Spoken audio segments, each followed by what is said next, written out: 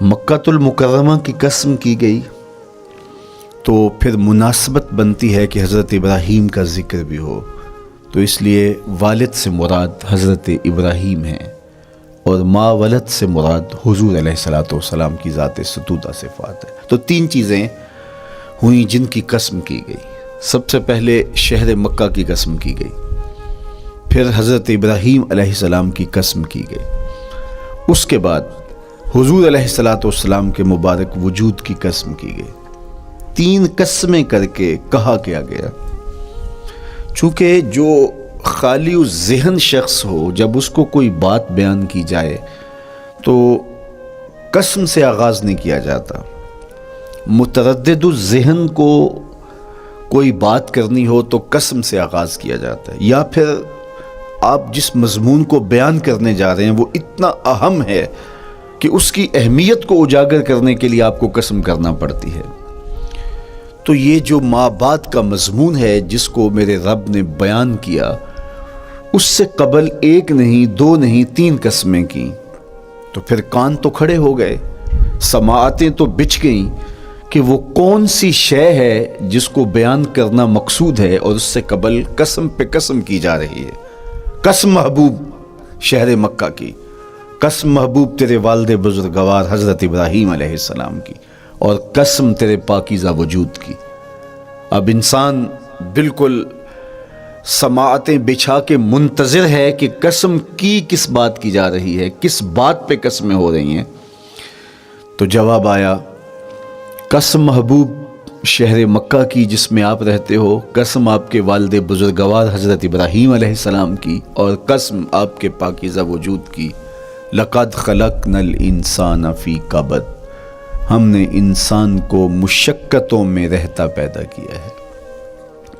یعنی انسان کی زندگی کے اندر مشقتیں، مشکلیں، آلام، مصائب، حالات کی تلخیاں، سخت مراحل، یہ اس کی زندگی کا حصہ ہے، اور ہم نے اس کو ڈیزائن اس طرح کیا ہے کہ یہ ان ساری مشکلات سے نہ بردآزما ہوگا اور حالات کی تلخیوں کا مقابلہ کرے گا، اور خیر و شر کے ساتھ ساری زندگی اس کا تعلق رہے گا۔ تو یہ اگر سخت جان ہوا تو زندگی میں کامیاب اور بامراد ہوا، اور اگر یہ کمزور ہوا تو پیچھے رہ جائے گا۔ اور اس کے لیے جو قسمیں کی ہیں وہ تین ہیں۔ قسم کا اور جواب قسم کا تعلق ہوتا ہے، یعنی جس پہ قسم کی جا رہی ہے تو جو قسم کی جا رہی ہے اس کا کوئی آپس میں تعلق ہوگا۔ جب پھولوں کا ذکر کریں گے تو پھر اس کے متعلقات ہی بعد میں بیان کریں گے۔ کسی نے کہا تھا جنگل میں کوئی مے خار مرا ہے، جنگل میں کوئی مے خار مرا ہے، اسے انگور کے پتوں کا کفن دو۔ میاں جنگل میں مرنے والے شخص کو کسی اور درخت کے پتوں کا بھی تو کفن دیا جا سکتا ہے، لیکن صاحب مرنے والا مے خار ہے، اور شراب کشید کی جاتی ہے انگور سے، تو اس کو تو ٹھنڈ تب بھی پڑے گی کہ انگور کے پتوں کا کفن دیا جائے۔ تو مناسبات ہوتی ہیں۔ تو اب جب قسم کی گئی تو قسم تین چیزوں کی گئی، اور اس کی جواب قسم سے مناسبت کیا بنتی تھی؟ انسان کو مشقتوں میں رہتا پیدا کیا گیا، حالات کی تلخیوں سے گزرتا ہے، سخت تربیتی مراحل سے اس کو گزرنا پڑتا ہے۔ تو اس چیز کو بیان کرنے سے قبل تین قسمیں کی گئی۔ پہلی قسم میرے حضور کے پاکیزہ شہر کی، مکۃ المکرمہ کی، اس لیے کہ مکۃ المکرمہ میں دیکھ لیجئے کہ صحابہ اور حضور کے ماننے والوں نے کیسے تلخ زندگی کاٹی۔ شجر اسلام ثمر بار ہوا تو ہمیں تو یہ کھلے ہوئے پھول دکھائی دیتے ہیں، لیکن ہم نہیں بھول سکتے کہ بلال حبشی کی پیٹھ پہ کیسے کوڑے برسے اور احد احد کیسے پکارتے رہے۔ تو ہم اس منظر کو دیکھیں، مکہ کے ان حالات کو دیکھیں، تو اس لیے قسم کی مکے کی، اور پھر حضرت ابراہیم علیہ السلام کی قسم کی، چونکہ حضرت ابراہیم نے جس قدر اذیتوں سے گزر کر کے، مصائب آلام کا سامنا کر کے، حالات کی تلخیوں کا مقابلہ کر کے اپنا راستہ بنایا اور اپنے رب کی رضا پائی، وہ تاریخ کا ایک انوکھا باپ ہے۔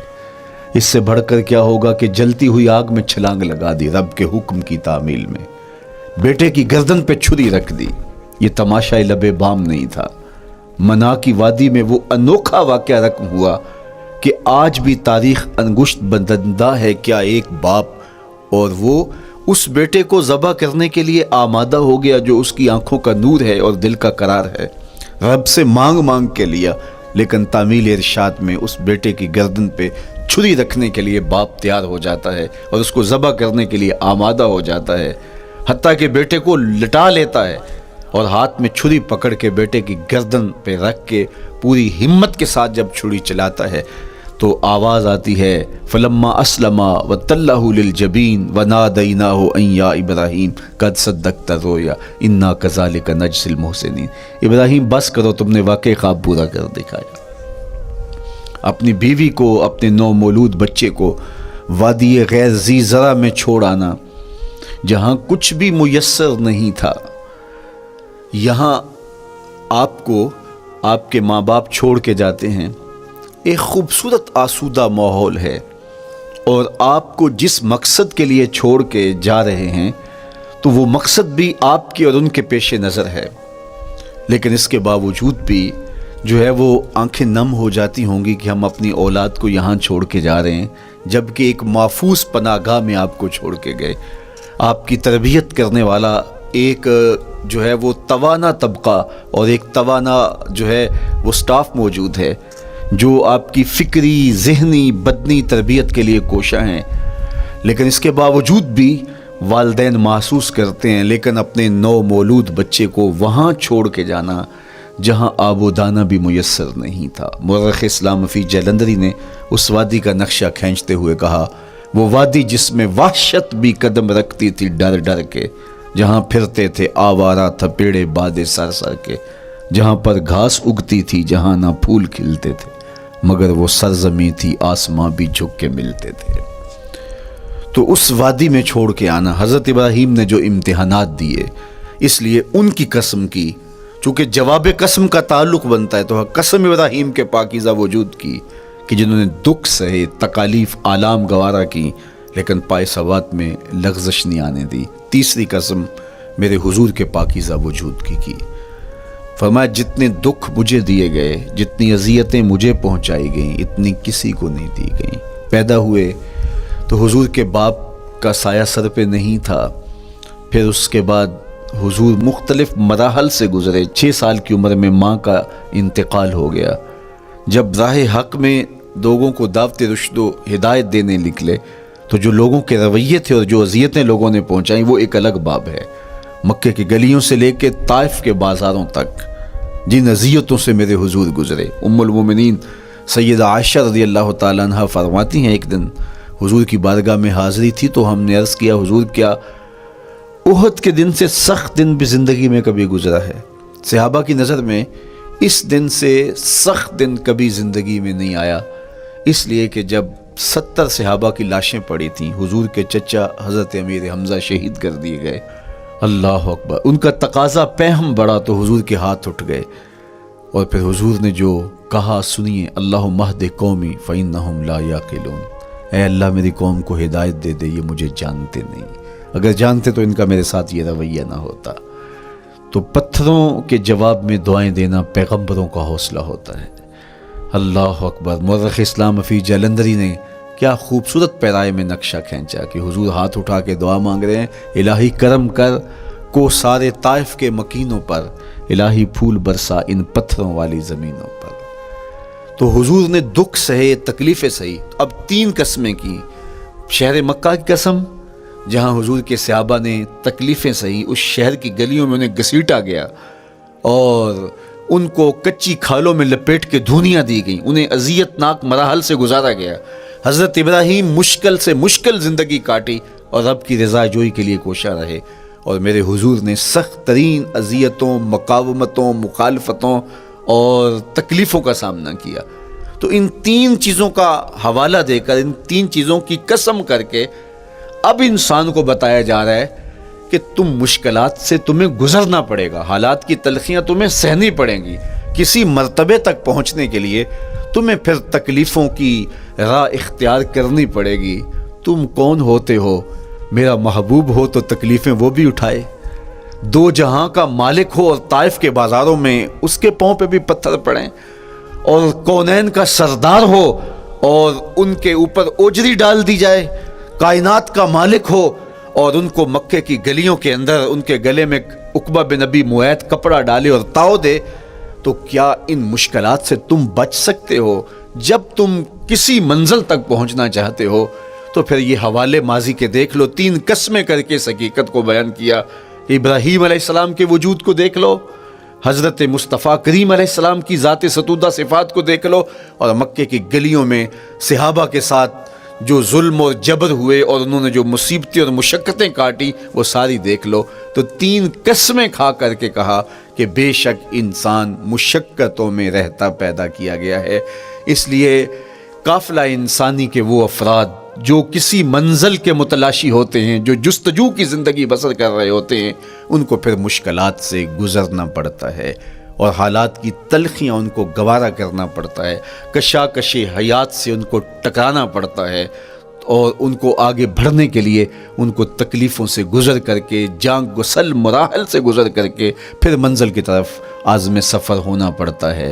کیا میں نے اس خاکدان سے کنارہ جہاں رزق کا نام ہے آب و دانہ، پلٹنا جھپٹنا جھپٹ کر پلٹنا لہو گرم رکھنے کا ہے ایک بہانہ، پرندوں کی دنیا کا درویش ہوں میں کہ شاہی بناتا نہیں آشیان۔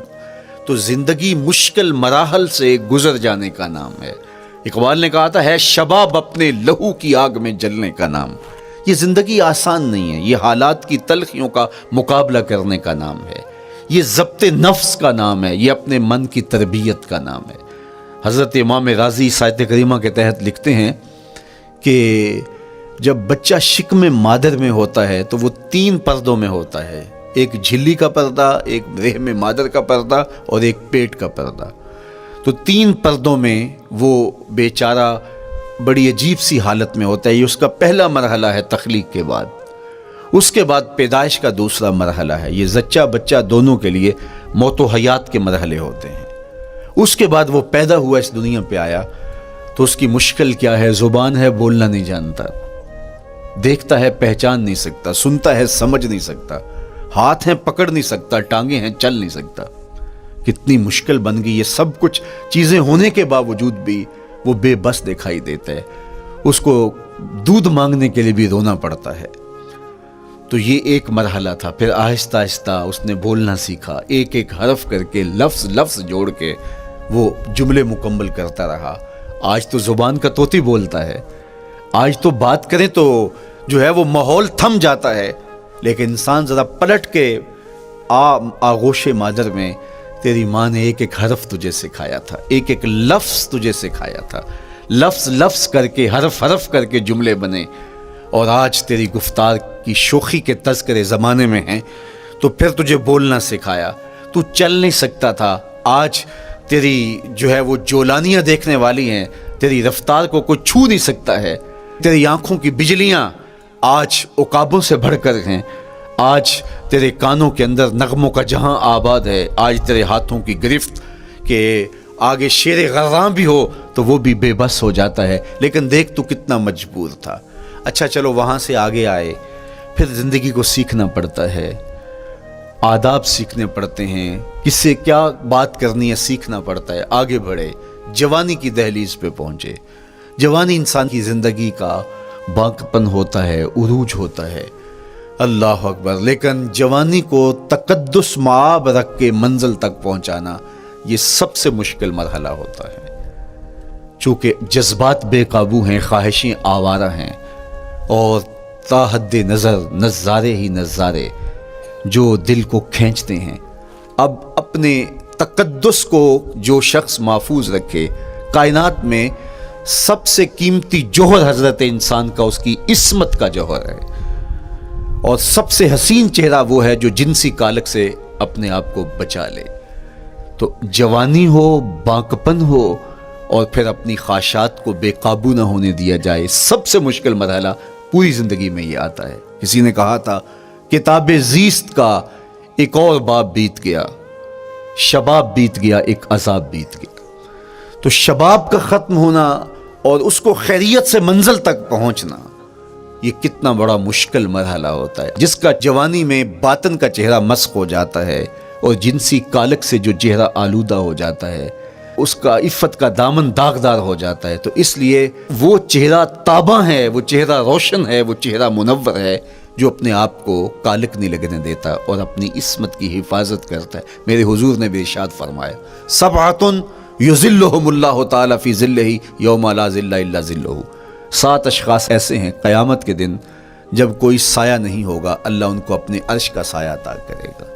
ان میں سے پہلا شخص امام عادل حکمران، دوسرا شخص وشاب نشأ فی عبادت اللہ، وہ جوان جس کی جوانی اللہ کی عبادت میں بسر ہوئی، تیسرا وہ شخص ورجل قلبہ معلق بالمساجد، وہ شخص جس کا دل مسجد میں لگتا ہے، مسجد میں جمتا ہے، اور چوتھا شخص ورجل دعته امرأة ذات منصب وجمال فقال انی اخاف اللہ، وہ شخص جس کو دعوت گناہ ملی اور حسن قدموں میں بچھنے کے لیے بےتاب ہوا، اور اس نے کیا کہا، انی اخاف اللہ، میں اللہ سے ڈرتا ہوں، میرا اللہ مجھے دیکھ رہا ہے۔ میرے حضور نے فرمایا قیامت کے دن جب کوئی سایہ نہیں ہوگا، اللہ اس کے اوپر اپنے عرش کا سایہ تان دے گا۔ جو اپنی عصمت کے جوہر کو بچا گیا، تو یہ ایک مشکل مرحلہ تھا اپنی جوانی کے تقدس کی حفاظت کرنا۔ میرے حضور نے ارشاد فرمایا، انا حبیب اللہ، میں اللہ کا حبیب ہوں۔ جو جوان جوانی میں توبہ کرتا ہے وہ بھی اللہ کا حبیب ہے۔ کتنا بڑا اعزاز ہے اور کتنا بڑا کمال ہے جو شخص کو ملتا ہے جو جوانی میں اپنی عصمت کے تقدس کی حفاظت کرتا ہے، اپنی آبرو پہ پہرا دیتا ہے، اپنی نظروں کی حفاظت کرتا ہے، اپنی سوچوں کو آوارہ نہیں ہونے دیتا، اپنے خیالوں کو بھٹکنے نہیں دیتا، اپنی خواہشات کو بے قابو نہیں ہونے دیتا۔ تو یہ مشکل ترین لمحہ تھا۔ اس کے بعد امام راضی کہتے ہیں اب شادی کا مرحلہ ہوا، تو پہلے خود اپنی ذمہ داری تھی، اب کسی کا بوجھ بھی اٹھانا پڑا، یہ اگلی مشکل آ پڑی۔ پھر بچے ہوئے تو پھر اپنی زندگی تو ختم ہو گئی، پھر ساری زندگی، پھر بڑھاپے میں چلے جائیں، ارذل العمر تک چلے جائیں، یہ ساری زندگی مشکلات لقد خلقنا الانسان فی کبد۔ تو ہمیں عملی طور پہ مشکلات کے مقابلے کے لیے تیار ہونا چاہیے۔ دیکھیے ہم جب شکار کرنے جاتے ہیں اور وہ خطرناک جنگل ہو جس میں شیر، بھیڑی اور دیگر جانور بھی ہوں، تو پھر ہم حفظ ما تقدم کے طور پہ سب کچھ ساتھ لے کے جاتے ہیں اور اس انداز سے جاتے ہیں کہ ہمارے اوپر اگر کوئی حملہ ہو تو بچاؤ کی یہ تدبیر ہو۔ تو ہم عملی طور پہ اس کے لیے خود تیار ہوتے ہیں، تو پھر کوئی ہونے والا حملہ غیر متوقع نہیں ہوتا اور ہم اس کے لیے اپنے آپ کو مستعد اور فعال پاتے ہیں۔ اسی طرح میں اور آپ اگر زندگی کے اس فلسفے سے آگاہ نہیں ہوں گے کہ زندگی مشکلات کا مجموعہ ہے، حالات کی تلخیاں ساری زندگی ہمارے ساتھ رہیں گی، تو کوئی بھی تکلیف، کوئی بھی اذیت، کوئی بھی ایسا واقعہ جو ہم نہیں چاہ رہے ہوں گے وہ روح پذیر ہوگا تو ہم گھبرا جائیں گے اور پھر اس وقت ہم دکھی ہو جائیں گے۔ اس لیے ہمیں یہ قرآن نے سکھایا ہے کہ تم عملی طور پہ زندگی کی سختیوں کا مقابلہ کرنے کے لیے آمادہ اور تیار ہو جاؤ۔ قرآن مجید میں جو صبر کا لفظ ہے اس کا مفہوم یہ ہے کہ حالات کی جو تلخیاں تمہارے اوپر آتی ہیں، وہ غربت بھی ہو سکتی ہے، وہ بیماری بھی ہو سکتی ہے، وہ لوگوں کی عداوت اور دشمنی بھی ہو سکتی ہے، وہ اور بہت ساری چیزیں ہوتی ہیں، وہ جنگوں کی حالت کا بپا ہو جانا اور تمہارا دشمنوں کے نرغے میں گر جانا، یہ سب کچھ ہو سکتا ہے۔ تو اس کے اوپر استقامت کے ساتھ تم کھڑے رہو اور تم ان کو برداشت کرنے کی اپنے اندر ہمت اور حوصلہ رکھو، تو پھر وہ تمہارا صبر ہوگا، اور یہ قوت اگر تمہارے اندر پیدا ہو جاتی ہے تو پھر تمہاری زندگی آسان اور سوکھی ہو جاتی ہے۔ لیکن اگر یہ دولت تمہیں نصیب نہیں ہوتی تو پھر ساری زندگی دکھوں اور شکووں سے بھری رہتی۔ اس لیے ہمیں یہ چیز سیکھ لینی چاہیے کہ زندگی نام ہی مشکلات سے نبرد آزما رہنے کا ہے۔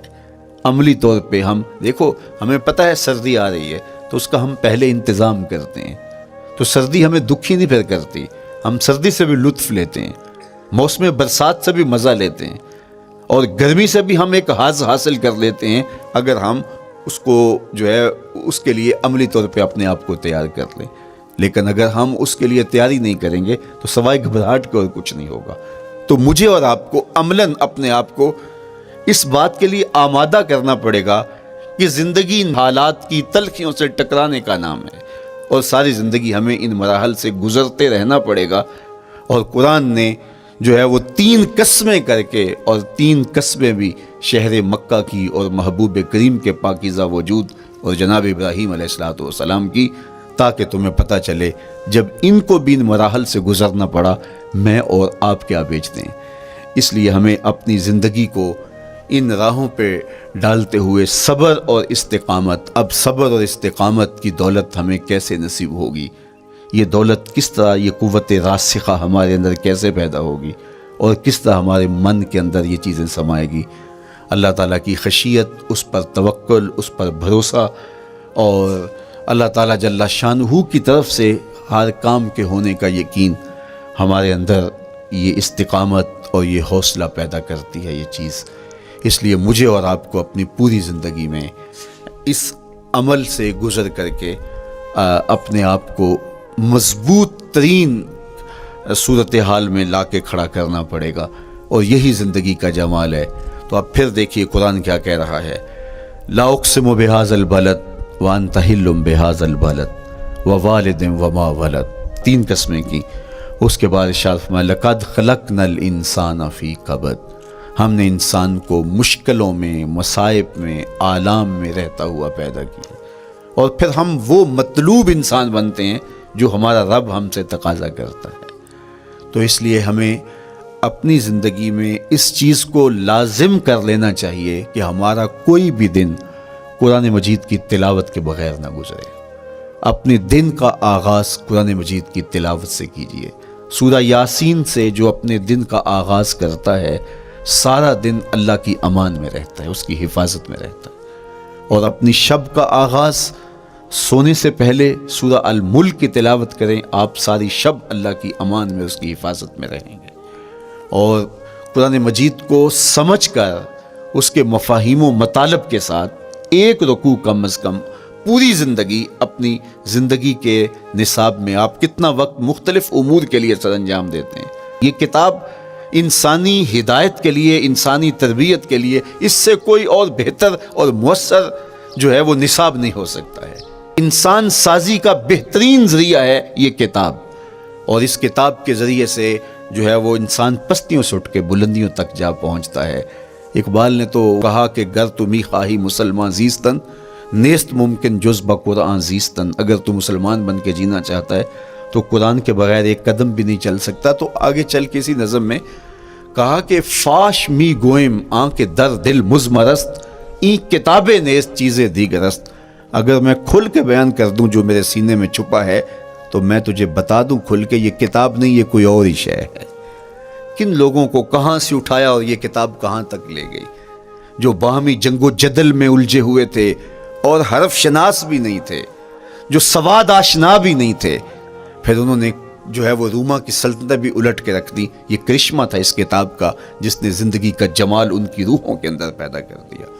تو میں اور آپ اپنی زندگی میں قرآن مجید سے کبھی بھی دور نہ ہوں، روزانہ کی بنیاد پہ آپ تلاوت کلام مجید اپنی زندگی میں شامل رکھیں۔ انشاءاللہ اس کے اجالے دنیا میں اور آخرت میں آپ اپنی آنکھوں سے مشاہدہ کریں گے۔ حضرت امام احمد بن حنبل فرماتے ہیں، میں نے رب سے کہا کہ مجھے اپنا قرب عطا کر، آواز آئی میرا قرب چاہتے ہو تو قرآن پڑھا کرو۔ یہ رب کی قربت کی بھی ضمانت ہے اور ضبط نفس اور باطن کی تربیت کا بھی ذریعہ ہے۔ اچھا، دوسری بات، والاقتداء بسنت رسول اللہ صلی اللہ علیہ وآلہ وسلم، ہمارے لیے بہترین نمونہ ہمارے حضور علیہ السلام کی زندگی ہے، حضور کے دیا ہوا نظام حیات ہے جس پر حضور نے خود عمل کر کے دکھایا۔ میرا عشق رسول، میری محبت رسول اس بات کا تقاضا کرتی ہے کہ میں ان کے طریقہ حیات کے مطابق اپنی زندگی گزاروں۔ اسلام دعوے کی بات نہیں کرتا، دلیل ہم سے مانگتا ہے۔ آج میں کہتا ہوں میں عاشق رسول ہوں، اور اتنا بڑا عاشق رسول ہوں کہ میرے جیسا زمانے میں دوسرا کوئی نہیں۔ میرے جذبات ایسے دکھائی دیتے ہیں، آسمان کو چیر دوں گا اور زمین کو پھاڑ دوں گا، لیکن ہمسایوں کے ساتھ میرا سلوک بتاتا ہے کہ میں عاشق رسول نہیں ہوں۔ دوستوں کے ساتھ میرا رویہ بتاتا ہے کہ میں عاشق رسول نہیں ہوں۔ میں کسی سے وعدہ کرتا ہوں اور پھر اس پہ پورا نہیں اتر پاتا، تو صاحب پھر آپ عاشق رسول نہیں ہیں، آپ کچھ اور ہیں۔ عشق رسول تو یہ ہے کہ میرے محبوب علیہ السلام نے کسی سے عہد کیا ہے کہ تمہارے آنے تک میں یہاں کھڑا ہوں، اور وہ جا کے بھول جاتا ہے، اور میرے حضور 3 دن وہاں منتظر رہتے ہیں۔ وہ اچانک گزرا اور دیکھا تو حضور علیہ الصلوۃ والسلام کھڑے ہیں، تو خود پریشان ہوا، صرف اتنی بات اسے کہی، صاحب تو نے مجھے مشکل میں ڈال دیا، تو نے مجھے مشقت میں ڈال دیا۔ عہد کیا ہے تو پھر اس کی پاسداری نبھا کے دکھائی۔ اللہ اکبر، میں اگر حضور سے محبت کرنے والا ہوں تو میرا رویہ بتائے کہ میں عاشق رسول ہوں، میری زبان پہ جھوٹ نہیں بول سکتی۔ آپ سے پوچھا گیا کہ مومن بزدلی کر سکتا ہے؟ کہا نہیں، بہادر ہوتا ہے، لیکن ہو سکتا ہے کبھی اس سے بزدلی سرزد بھی ہو جائے۔ پھر پوچھا گیا کہ مومن بخیل ہو سکتا ہے؟ کہا نہیں، سخی ہوتا ہے، لیکن ہو سکتا ہے کبھی اس سے بخل بھی سرزد ہو جائے۔ پھر تیسرا سوال حضور سے کیا گیا، مومن جھوٹا ہو سکتا ہے؟ فرمایا جھوٹا نہیں ہو سکتا، یہ پکی بات ہے کہ مومن جھوٹ نہیں بول سکتا۔ میں اور آپ اپنے رویوں میں دیکھیں کہ ہم کھڑے کہاں ہیں۔ آج ہم ان جگہوں پہ بھی جھوٹ بولتے ہیں جہاں جھوٹ بولنا ہماری مجبوری بھی نہیں ہوتی، چونکہ یہ ہماری فطرت ثانیہ اور عادت بن چکا ہے، اور ہم اس کو برا ہی نہیں سمجھتے۔ جبکہ جھوٹ جب کوئی شخص بولتا ہے، حدیث پاک میں آتا ہے اس کے منہ سے بدبو نکلتی ہے، رحمت کے فرشتے 1 میل دور ہٹ جاتے ہیں اس سے۔ اور سویر سے شام تک جب ہمارے معمولات یہ ہوں تو پھر ہم کہاں کھڑے ہیں اور رحمت کے فرشتے کہاں کھڑے ہیں؟ تو حضور علیہ الصلوۃ والسلام کی سنت کا اتباع حضور کی محبت کی دلیل ہوگی۔ امام قرطبی نے لکھا ہے، اللہ کی محبت کا کوئی دعویٰ کرے تو کیا دلیل ہوگی کہ یہ واقعی محب الہی ہے؟ تو کہا اللہ سے محبت کا دعویٰ کرنے والے کے لیے دلیل یہ ہے کہ وہ قرآن سے پیار کرے۔ قرآن سے پیار اور قرآن سے محبت کی دلیل یہ ہے کہ حضور کا پیار سینے میں رکھے۔ حضور سے محبت کی دلیل یہ ہے کہ سنت رسول سے پیار کرنے والا ہو، اور سنت رسول سے پیار کرنے کی دلیل یہ ہے کہ بدعات سے اجتناب کرنے والا ہو۔ ہر وہ طریقہ جو میرے حضور نے نہیں دیا اس کو اختیار نہ کرے، اس طریقے کو اختیار کرے جو حضور علیہ الصلوۃ والسلام کا عطا کرتا ہے۔ تیسری بات، عقل الحلال۔ یہ وہ بنیادی اصول ہیں جو ہماری زندگیوں میں اتر جانے چاہیے، اور ہم ایک صالح اور خوبصورت انسان بن کے اس معاشرے کا حصہ بن سکتے ہیں۔ عقل حلال زندگی میں شامل ہو تو زندگی کو جمال نصیب ہوتا ہے، اور باطن اور ظاہر کو طمانینت نصیب ہوتی ہے۔ اگر رزق پاک نہیں ہے تو آپ کعبے بھی جائیں تو وہاں بھی آپ محروم پلٹیں گے۔ میرے حضور علیہ الصلوۃ والسلام نے فرمایا، ایک بندہ لمبا سفر کر کے گیا، اشعث اغبر کے لفظ ہیں کہ اس کے بال بکھرے ہوئے ہیں، سفر کی گرد پڑی ہوئی ہے، اور لباس بھی پھٹا ہوا ہے، شکستہ حالت، پراگندہ صورت، اور کھڑا ہے کعبۃ اللہ کے سامنے، یمد یدیہ، دونوں ہاتھ لمبے کر کر کے دعا مانگ رہا ہے، اور کیا کہتا ہے؟ اے اللہ، وَمَطْعَمُهُ حَرَامٌ وَمَشْرَبُهُ حَرَامٌ وَمَلْبَسُهُ حَرَامٌ وَغُذِّيَ بِالْحَرَام۔ فرمایا اس کا کھانا حرام کا ہے، اس کا پینا حرام کا ہے، اس نے جو لباس پہنا ہے وہ حرام کا ہے۔ میرے حضور فرماتے ہیں، بتاؤ اس کی دعا کیسے قبول ہوگی؟ اب لمبا سفر کاٹ کے حرم کعبہ میں پہنچے، غلاف کو پکڑ پکڑ کے دعائیں کر رہا ہے، لمبے لمبے ہاتھ کر کے دعائیں مانگ رہا ہے، ملتزم سے لپٹا ہوا ہے، حتیم میں سجدہ ریز ہو کے رو رو کے دعائیں مانگ رہا ہے، لیکن دعا قبول نہیں ہوتی۔ کیوں؟